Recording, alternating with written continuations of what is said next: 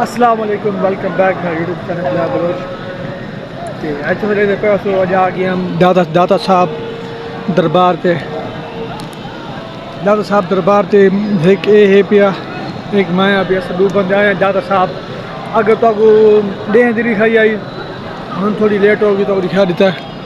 दिखाना तो मैं चेक करो माशाल्लाह कबूतर बैठे उते सोने ते पैन इडे बंदे सुते पैन आराम करें पैन। तो सारे तो माहौल ही देख सकते हो, सारा माहौल माशाल्लाह सारे बंदे आए हुए तस्वीर चिकन ये चिकन बने हुआ। बाकी तो दिखाने अंदर वन के अंदर लोग दिखाने अंदर वन दिखाने तो दाता साहब दरबार ये निशान लगते पैन अगे तो निशान दिखाए हम चल के देखे क्या बने।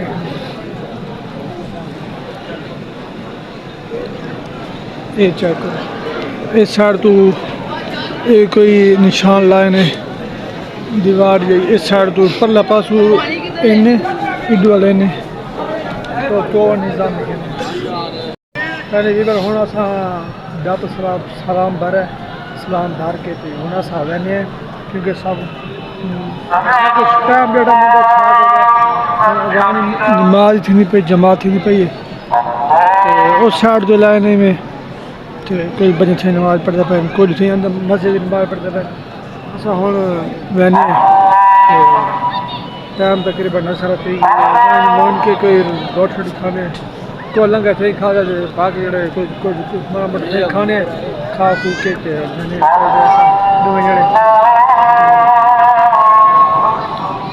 सलाम असा बाहर सलाम बाहर की दे हम चलते हैं।